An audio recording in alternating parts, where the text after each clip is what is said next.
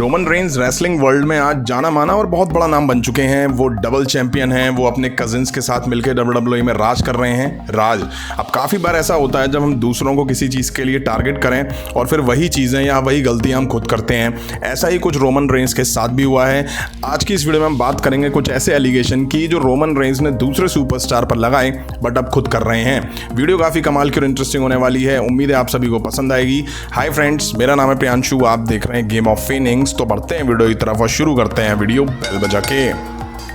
अगस्त 2020 से Roman Reigns से हारने वालों की एक लंबी लिस्ट बन चुकी है और ये अभी भी धीरे धीरे बढ़ रही है। मेरा मतलब है कि इसमें हार के और सुपरस्टार धीरे धीरे ऐड होते चले जा रहे हैं। रिसेंट में ड्रू मैकिंटायर का नाम भी इस लिस्ट में शामिल हो गया है। इस बात का अंदाजा आप इसी बात से लगा सकते हैं कि रोमन रेंज पिछले 1000 दिनों से पिन नहीं हुए हैं। अब रोमन रेंज ने एज अ ट्राइबल चीफ वाली गिमिक से पहले WWE के कुछ सुपरस्टार्स पर एलिगेशन लगाए थे। उनको उस वजह से टारगेट करा गया था और अब ट्राइबल चीफ के तौर पर रोमन रेंज खुद ये कर रहे हैं। यानी कि जो रोमन रेंज ने पहले कुछ सुपरस्टार को लेकर बोला है, आज वो खुद उस चीज को कर रहे हैं। एज अ ट्राइबल चीफ वाली गिमिक में भी उन्होंने कुछ सुपरस्टार को टारगेट करा है।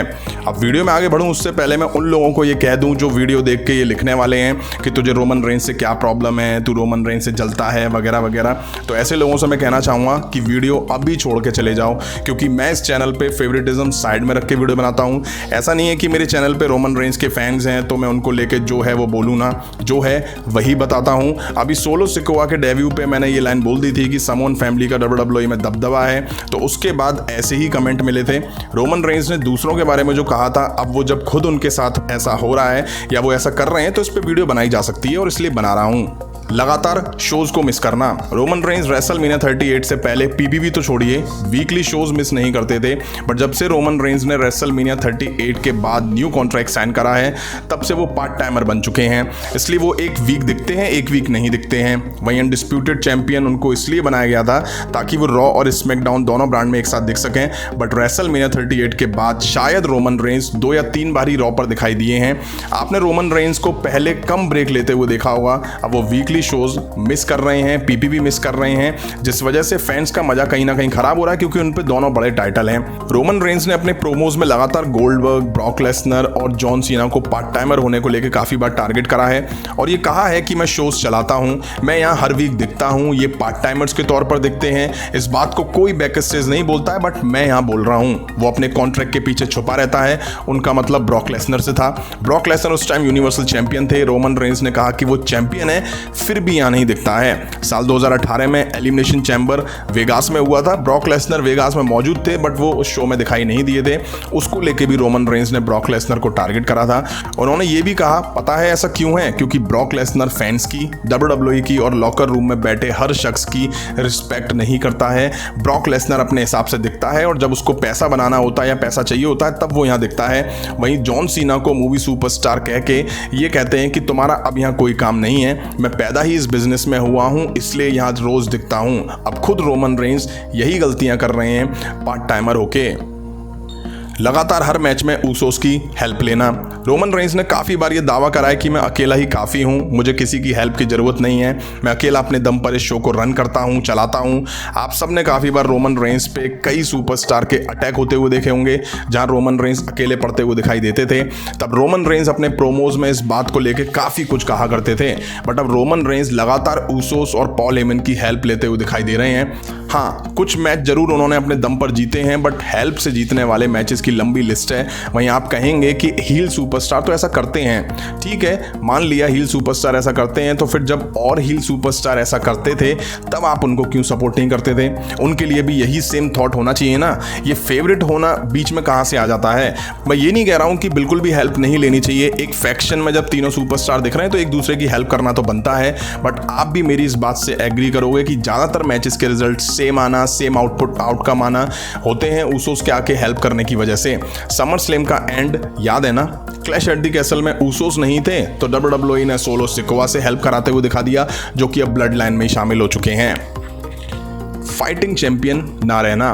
रोमन रेंज ने पहले अपने प्रोमोज में ये सवाल जॉन सीना और भी पार्ट टाइमर्स पर उठाए हैं कि वो दिखते नहीं हैं और फाइटिंग चैंपियन नहीं है। वो खुद को फाइटिंग चैंपियन बताते थे, लेकिन रेसलमेनिया 38 के बाद से रोमन रेंज के नाम से ये टैग हट गया है। अब बहुत से फैंस ये भी मानते हैं कि रोमन रेंज के लंबे टाइटल रन के पीछे उनका कुछ मौकों पे टाइटल डिफेंड ना करना ही उनके लंबे टाइटल रन को आगे बढ़ा रहा है। अब आपको बता दूं, फाइटिंग चैंपियन उसे माना जाता है जो हमेशा अपने टाइटल डिफेंड करता है और क्लीन तरीके से मैचेस जीतता है। अब आपको एक इंटरेस्टिंग स्टोरी से रिलेटेड बताता हूं। साल 2017 में रोमन रेंज ने जॉन सीना को पाखंडी बोला था, सेम उसी चीज के लिए जो वो खुद आज कर रहे हैं। सितंबर 2017 यानी कि सितंबर 2017 में रोमन रेंज ने अपने प्रोमो में जॉन सीना को पार्ट टाइमर होने को लेकर के टारगेट करा और उन्हें पाखंडी तक कह दिया था। वो इसलिए क्योंकि कुछ साल पहले जॉन सीना भी पार्ट टाइमर को यही बात कह के टारगेट करते थे और फिर कुछ सालों बाद वो खुद पार्ट टाइमर बन गए। साल 2012 में जॉन सीना ने द रॉक को पार्ट टाइमर होने के लिए टारगेट करा था। उन्होंने कहा कि लास्ट वीक रॉक दिखे थे और मिलियंस कमा के ले गए और वापस से हॉलीवुड चले गए। जॉन सीना ने कहा ये WWE है, जो कोई मूवी प्रमोशन नहीं है, मैं यहाँ हमेशा दिखूंगा और कभी नहीं जाऊंगा। रोमन रेंज ने ये सीना का प्रोमो साल 2017 में दिखा के उनको टारगेट करा था, बट कुछ साल बाद जॉन सीना पार्ट टाइमर बन गए और हॉलीवुड में बिजी हो गए। तब रोमन रेंज ने ऐसे ही उनको टारगेट करा था और आज रोमन रेंज भी वही कर रहे हैं। मेरा मतलब है साल 2012 में रॉक पार्ट टाइमर थे तो जॉन सीना ने उनको टारगेट करा और दावे करे कि मैं पार्ट टाइमर नहीं बनूंगा। फिर जॉन सीना भी पार्ट टाइमर बन गए तो रोमन रेंज ने उनको पार्ट टाइमर होने को लेकर टारगेट करा और दावा करा कि मैं पार्ट टाइमर नहीं बनूंगा। लेकिन आज रोमन रेंज भी पार्ट टाइमर बन चुके हैं और रूमर्स ऐसे हैं कि वो हॉलीवुड पे फोकस करने वाले हैं धीरे धीरे। जॉन सीना को उन्होंने इस चीज के लिए लायर तक कह दिया था। अब ये कुछ बड़े एलिगेशन है जो रोमन रेंज ने दूसरे सुपरस्टार पर लगाए थे और आज वो भी वैसे ही दिख रहे हैं और वैसा ही कर रहे हैं। अब देखते हैं आने वाले टाइम में रोमन रेंज और ज्यादा पार्ट टाइमर होते हैं या ये पार्ट टाइमर वाला टैग उनके नाम से हट जाएगा, वो रेगुलर शोज में दिखना शुरू हो जाएंगे। लेकिन उनका न्यू कॉन्ट्रैक्ट में ये डील है कि वो अब पार्ट टाइमर के तौर पर ही दिखाई देंगे और वो कहीं और फोकस करेंगे। अब आपका इस पर क्या कहना है कमेंट करके जरूर बताइएगा। अभी की वीडियो में इतना ही। पसंद आए तो लाइक और शेयर करें और इस तरह की इंटरेस्टिंग अपडेट्स के लिए चैनल को सब्सक्राइब करें, बेल आइकन को प्रेस करें। मिलता हूं नेक्स्ट वीडियो में। Thank you.